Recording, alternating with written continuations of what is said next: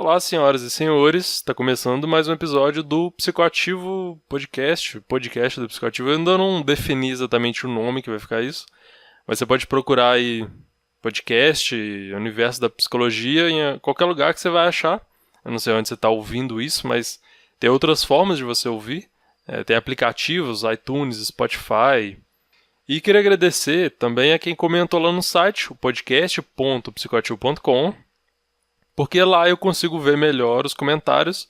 Em outros lugares talvez eu não veja. No YouTube, por exemplo, eu às vezes entro pouco no canal do podcast. Eu coloco mais lá para quem quer ouvir por lá e tal. Mas no site eu nem esperava que o pessoal comentasse lá. Um abraço para vocês que comentaram. No episódio de hoje eu vou dar continuidade àquela história sobre a história da psicopatologia. Eu comecei lá falando o que são os transtornos mentais, definindo isso no último episódio. E agora eu vou falar sobre a tradição sobrenatural de explicação dos transtornos mentais. Ou seja, como se explicavam os transtornos mentais, até hoje isso acontece, né? Em uma perspectiva sobrenatural. Demônios, bruxas, estrelas, lua, etc. E é bem interessante, assim, até para você que pode achar que é besteira, você entender o pensamento do povo em certa época e tudo mais. E no próximo, ou nos próximos episódios, eu vou falar da tradição, essa agora é a tradição sobrenatural. Depois eu vou falar sobre a tradição psicológica e a biológica, que são outras perspectivas. Espero que você goste e te sirva de alguma forma esse conteúdo. Então vamos lá.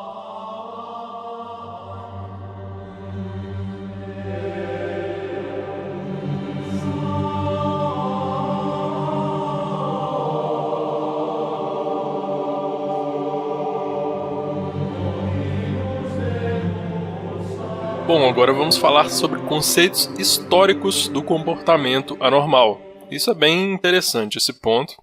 Dá pra gente ver como a gente lidou, como a humanidade lidou com os transtornos mentais ao longo da história.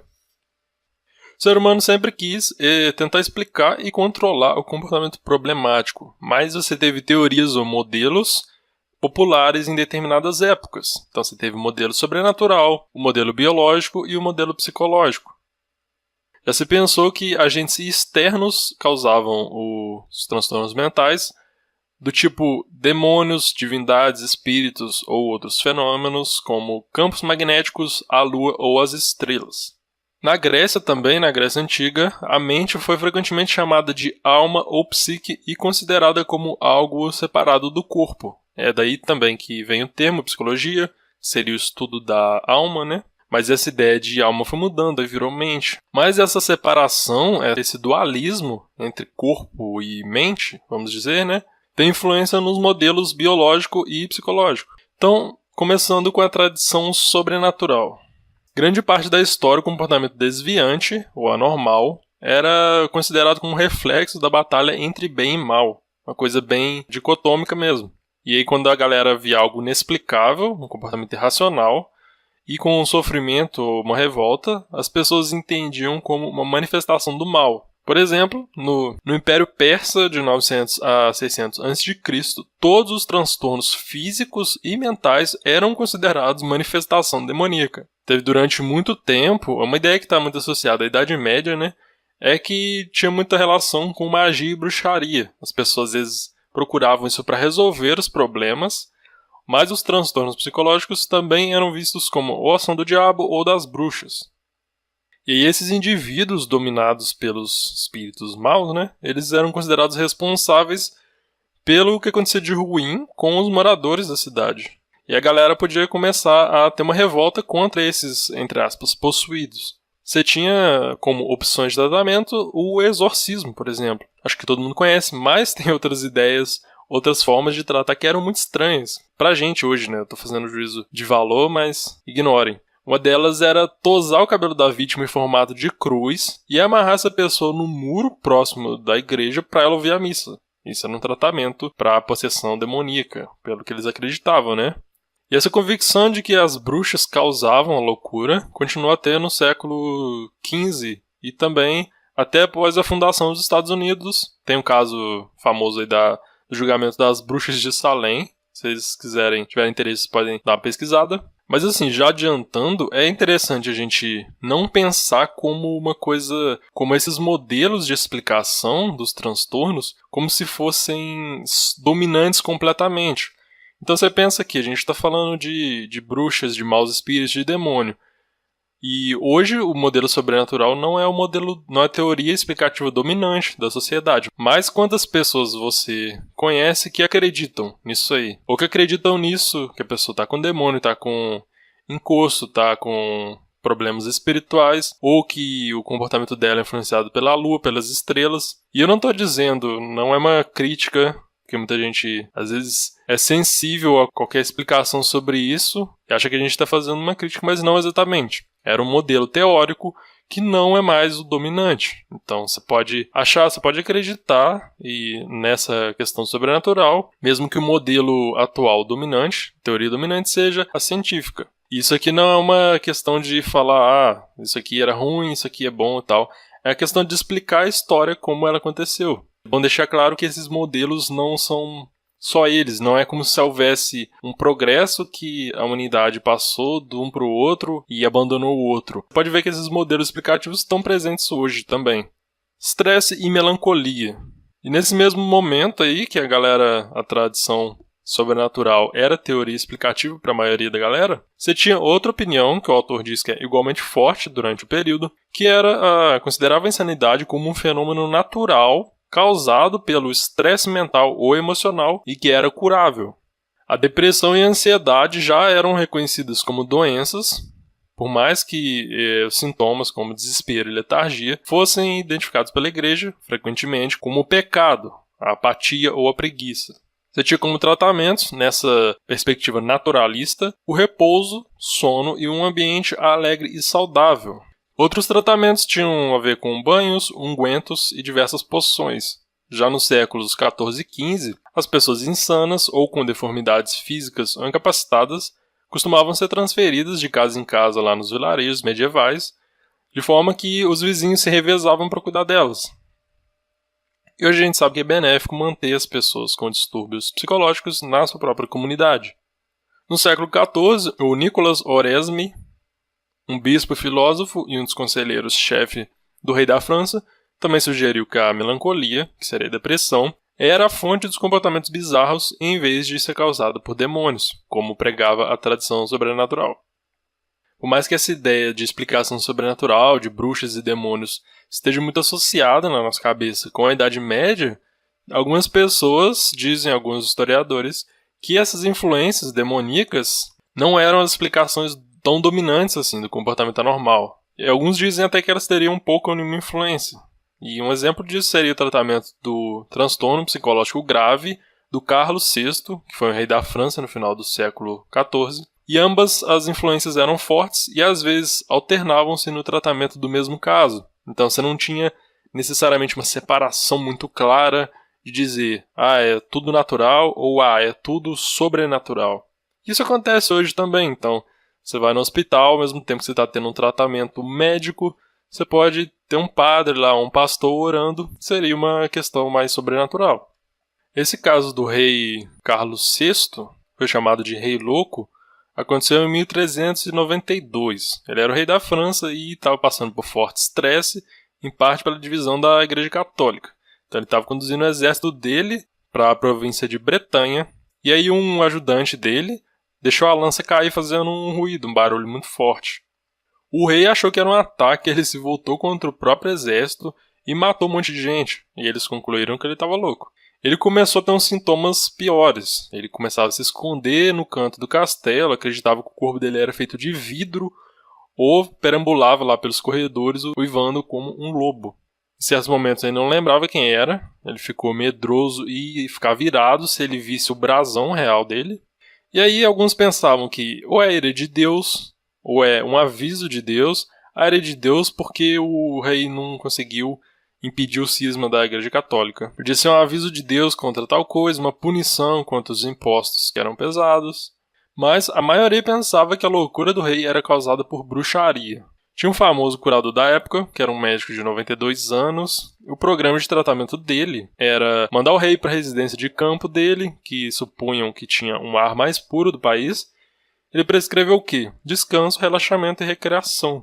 E por um tempo o Carlos VI pareceu recuperado. Mas esse médico morreu, os sintomas do rei voltaram piores. Teve um outro cara que chamava o Guilhem, Arnaut Guilhem, e ele teve permissão para tratar o rei. E ele disse que tinha um livro que foi dado por Deus a Adão, só que não deu muito certo. Tinha 2 frades lá agostinianos também, que fizeram encantamentos mágicos e um líquido feito de pérolas. E a galera às vezes não queria aceitar o tratamento deles, e eles acusavam a galera de bruxaria. Acho que era bem comum, eu já vi em algum filme, não sei, mas era comédia. Que era simplesmente se acusar todo mundo de bruxaria e todo mundo ia pra fogueira. Tá? Um grande problema essa galera parecia meio neurótica com essa questão. Aí meio que o rei não teve muito sucesso, não conseguiu tratar muito bem. E em alguns momentos lá que ele ficava são, ele implorava pra não torturarem ele mais e preferia que eles deixassem ele morrer. Então, como a gente pôde ver, você teve várias formas, né? Mas um tratamento mais naturalista, a causa do problema do rei é orgânica e você tinha certas recomendações. Um tratamento mais sobrenatural, que às vezes a ideia era de que tinha um problema ira de Deus ou espíritos malignos e tal. E essas ideias conviviam ali. Uma não necessariamente anulava a outra. E os tratamentos para possessão. Você tinha essa ideia de influência que era ruim, mas muitas vezes você culpava o indivíduo. Você é fraco porque você não conseguiu... Você tem o mal dentro de si, você não consegue ter virtudes, você é um pecador e tal. Mas tinha a ideia de possessão, não está relacionada ao pecado, mas ela pode ser vista como involuntária e o indivíduo possuído como inocente. E aí você tem... O indivíduo é uma vítima, não necessariamente você vai culpá-lo nessa tradição. E também exorcismos para os indivíduos possuídos eram relativamente indolores. E é curioso que exorcismo pode funcionar, né, e outras formas de cura pela fé também. Aí talvez a teoria por trás daquilo ali seja discutível, mas você tem efeitos empíricos muito estudados da questão da fé. Pessoas que recebem orações, às vezes se recuperam mais rápido de cirurgias. Tem muitos estudos desse tipo. Lógico que não dá pra dizer, se isso funciona, então a causa... Por exemplo, igual eu falei antes, se orar funciona, então a causa é espiritual. Isso aí você, pelo método científico, lógico, você não pode deduzir. Você só pode dizer, isso aqui teve esse efeito. Então não é justificar a teoria por trás do ato, mas é dizer, tal ato, por exemplo, orar, teve um efeito sobre a pessoa. E aí a questão...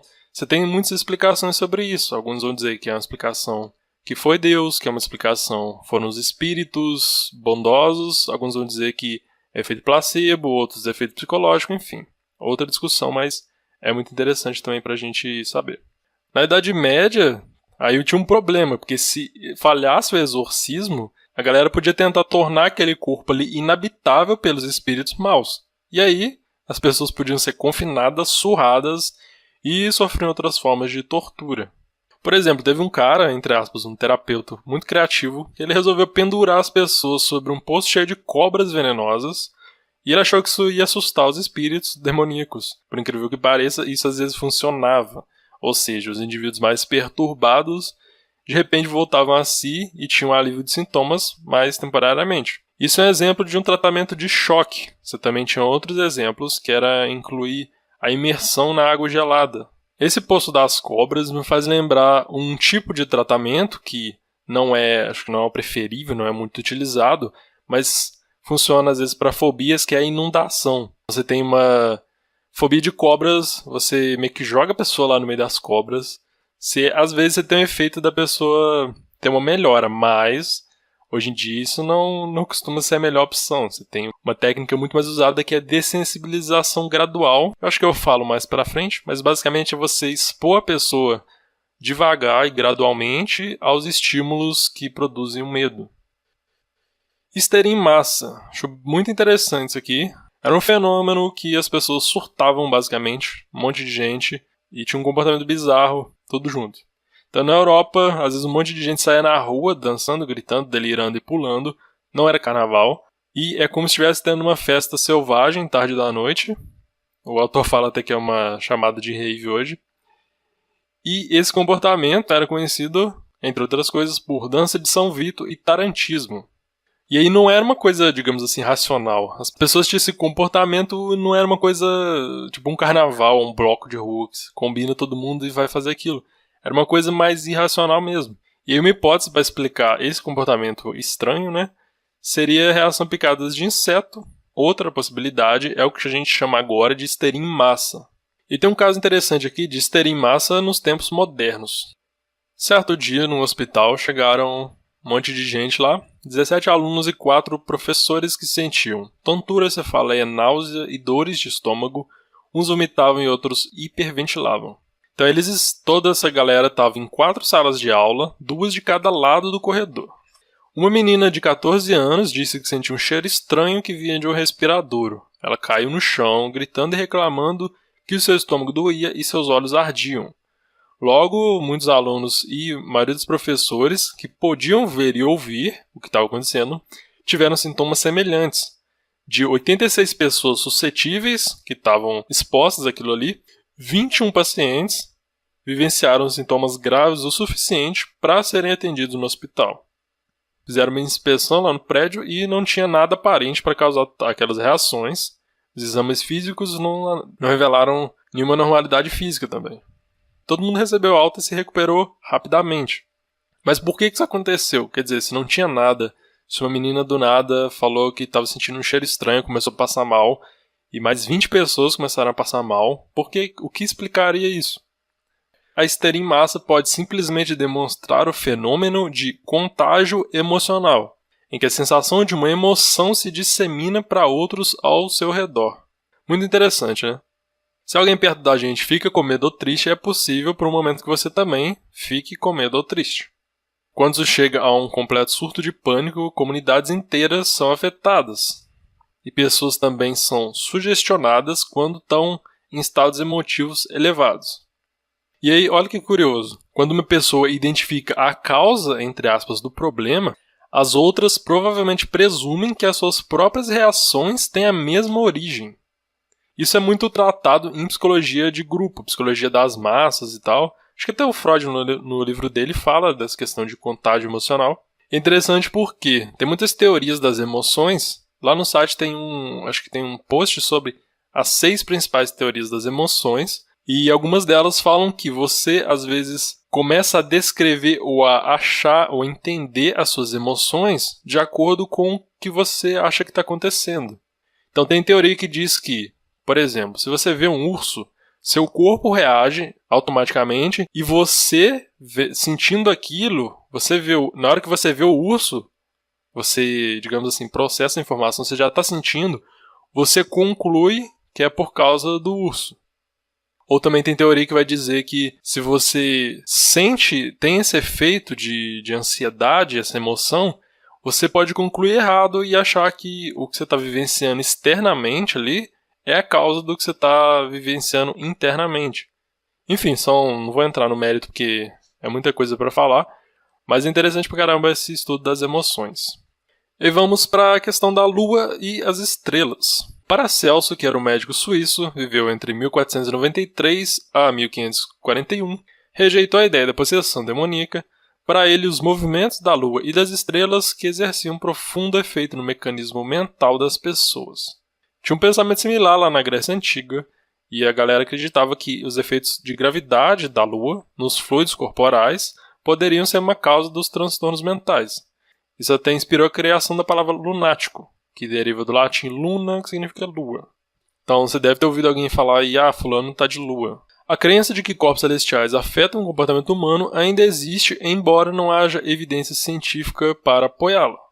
Milhões de pessoas no mundo inteiro estão convencidas de que o seu comportamento é influenciado pelas fases da Lua ou pela posição das estrelas. Então você tem a astrologia, que a gente vê a todo momento. A galera acredita nessa questão dos signos, da posição dos astros e tal.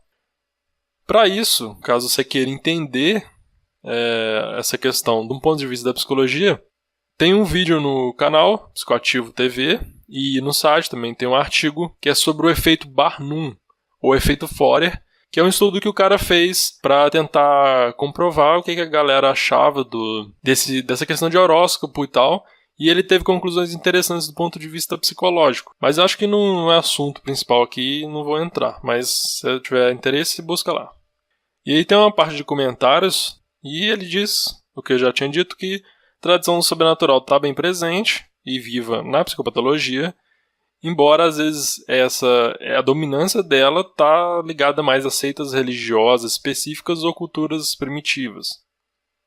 Os membros de religiões organizadas, eles procuram às vezes a psicologia, e às vezes não, né? Geralmente, psicologia ou a medicina, para ajudar nos transtornos. Então a Igreja Católica, ela indica a busca pelos recursos médicos antes de ter que apelar para soluções espirituais como o exorcismo. Mesmo assim, você ainda tem, às vezes, curas milagrosas, que são, às vezes, alcançadas pelo exorcismo, poções mágicas, rituais e outros métodos. A questão de se a religião está certa não é exatamente a questão, mas, como eu tinha dito, você tem efeitos de comportamentos, de rituais religiosos, no comportamento, na questão até psicopatológica mesmo. Esse é um assunto muito legal, mas vamos aprofundar nisso outra hora.